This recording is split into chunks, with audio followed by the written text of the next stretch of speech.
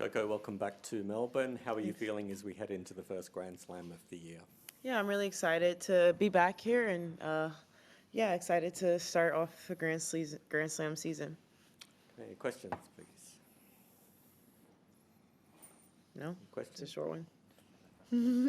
Hi, Coco. Hi. I've always been eager for there to be more gingers in tennis. So how does it feel to be part of this tribe now?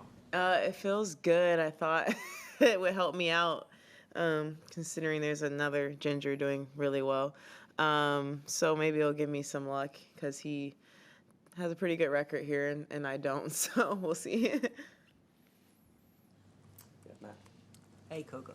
Can I ask you, there's been a lot of attention on your serve, of course, by you mainly.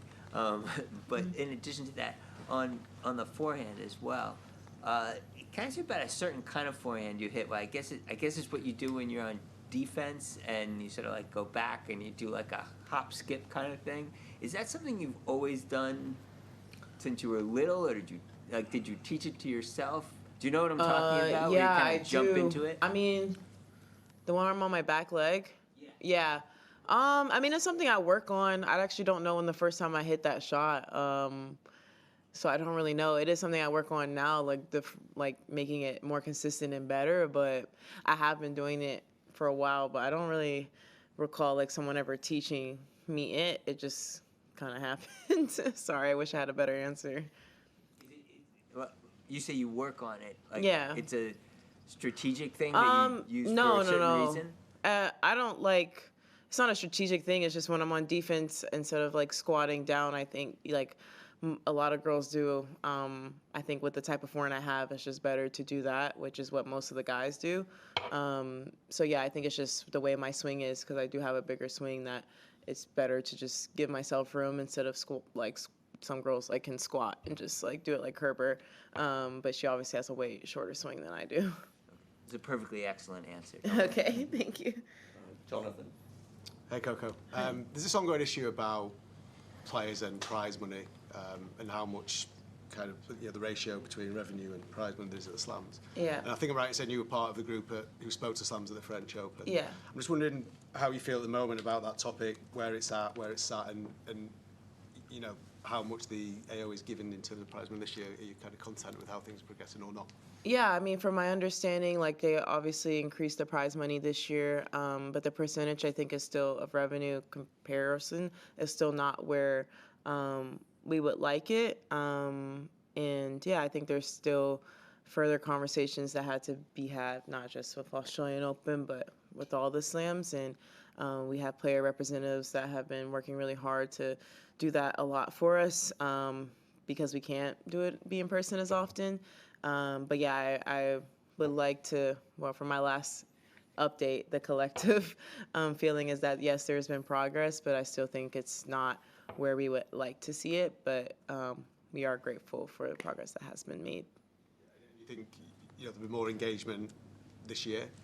Yeah, for sure. Like engagement from players? So engagement between the players, this group of players in the Grand Slams? Yeah, I imagine that there'll be continuing to be more meetings. I think the French Open was like the big meeting that at least I was a part of, and that I saw like a lot of players also be a part of. But yeah, I think no one wants this conversation to be continuing for years and years. So I would imagine that we would continue to have those conversations, and maybe more pressure being applied with like especially the top 10. David. Hi, Coco. A slightly less serious question, if you'll indulge me. I saw you and Morgan Riddle both posted about heated rivalry on social media, and I'm curious how you got into it, what you thought of it, and if either of you were successful in convincing Taylor Fritz to watch it as well. I've never talked to Taylor about heated rivalry, so I don't know. I guess I should have. And yeah, but how did I don't really know how I just kind of saw people talking about a hockey show, a gay hockey show, and that intrigued my thought. And so I was just like, oh, 6 episodes, perfect. And then it just dove like right in. And it's such a beautiful love story, I think. And I think that was like the main thing. Obviously, there's some nice spicy scenes, but no, I convinced my mom to watch it too, and she gave it an 8 out of 10, which is really high because she watches like a bunch of shows. So yeah, and I just wanted the world to know about this show. So I've been telling everyone. I told Jess Pagula and Juju almost to watch it today. So yeah, we'll see how much of the WTA I can convince to watch the show. Eva Lise has also watched it, so I'm their #1 fan, I think. Are you more Team Shane or Team Ilya? I mean, they're like the same team, but my favorite is Ilya from the show for sure. I'll go with you and then Mark.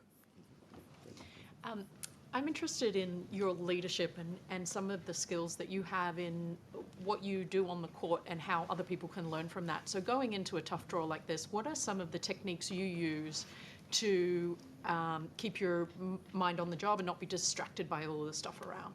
Yeah, I mean, I think you just realize that, I mean, yes, it's a Grand Slam, and it's every Grand Slam you want to perform and do your best, but and you want to take advantage of the moment now because tomorrow isn't promised, but you also, I don't know, it's like a fine line of playing like your life depends on it, but also not playing like your life depends on it, like in a way that I try to give it my all, and when I leave the court, just knowing I give it my all, but also knowing that regardless of results, I still have things that I can look forward to. I think at the beginning of my career, I wrapped myself too much into the results of part of my identity, and now I no longer do that. I mean, I still get disappointed and stuff, but I don't, like, it doesn't view the way I changed change the way I view myself. So yeah, I think the biggest thing I would recommend to people is just try to play free and know that, you know, everything happens for a reason, and some of my failures in the past I think help me now, and I think I appreciate life much more because of the moments that I guess I didn't win or the matches that I didn't get. Mark. Coco, good luck for the Australian Open. I know you. you were speaking lightheartedly before about your hair, but you made the comment, I haven't done very well here. You've got a semi-final and a quarter-final on your resume. How difficult is it to walk away satisfied when you've won Grand Slam titles when you don't win one at a slam? Yeah, it is crazy. Like, I guess, yeah, I should be proud of the semifinal result here. But I was explaining this actually to my friend, and I was just like, yeah, you just don't, after like winning, nothing feels as satisfying like as that. I think the only thing that I would be satisfied with is making a quarterfinal at Wimbledon because I've lost like 4th round so many times. So I think that would be like the only non-win result I would be completely satisfied. It doesn't mean I'm not proud of myself if I like lose, and even the year I lost in the semis, I was proud of that tournament. I think it's just more the satisfying feeling is two different feelings. But I am always generally proud of myself in most tournaments, even if I don't do well, but definitely not satisfied unless you win. Matt. Hi, Coco. Hey. Just wondering, like, compared to some of your other fellow top players, it seems like maybe you have these ups and downs, these highs and lows, like even a week like the United Cup, the Budas Monero match, then like a few days later, the Iga match. Yeah. What's that like for you, and sort of how much of a sort of goal is it of the year to get more sort of consistency, I suppose, from sort of match to match? Yeah, no, it definitely is a goal to be more consistent. But, I mean, for me, I just look at it as life. Like, they're 25, 26, and most in areas in life, you're a 25-year-old or 26-year-old is more consistent than a 21-year-old. So I kind of look at it that. But also knowing that I do want to be more consistent. I want to give it my all in each match. But I think it's more so, I feel like more of that stemmed from just like my serve and having good days and really bad days. So I think the more that stroke becomes more consistent, the more my results will become more consistent. Okay, yep, do a couple more, yep.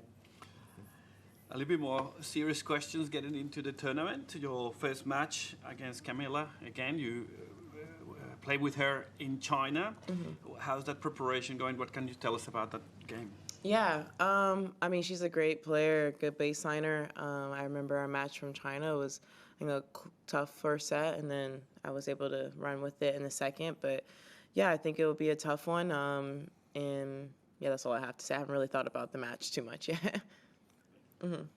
Cole? Just a fun one. Your thoughts about the 1-point slam, and do you hope to redeem yourself next year?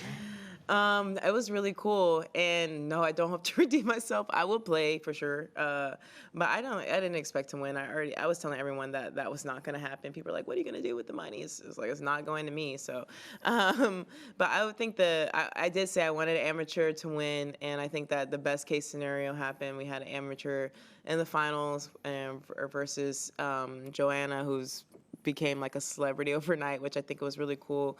And I thought that it was cool because you got to hear stories that you would never hear.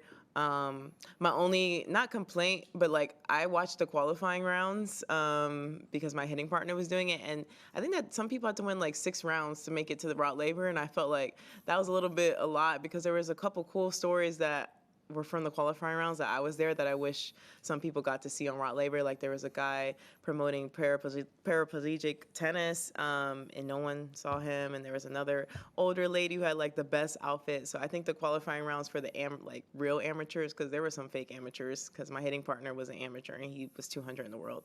So there was some fake, but for the real amateurs, I think maybe they should have a little less strenuous qualifying process, just so we can see those. They may not win, but see those stories on Laver would be cool. Okay, we can take one more question. Sorry, I that can was a long see answer. up the back there. Yep. I'm Francisco Lindor from the MV family. Oh my gosh! What are you doing here? My question for you is, since I'm wearing your shoes, Oh my goodness! you think I could be your doubles partner this weekend? Yeah, for sure. You'd be the best doubles partner. I'll put you at the net because you have good reaction. I'm not sure how good I can be, but with your shoes, I got No, you'll be really good. Oh my God. New Balance is just surprising me with everybody this week. Okay, I love it. But yeah, you'll be at the net for sure. Yeah. Okay, thanks, Coco. Thank Thanks, you. Mr. Smile.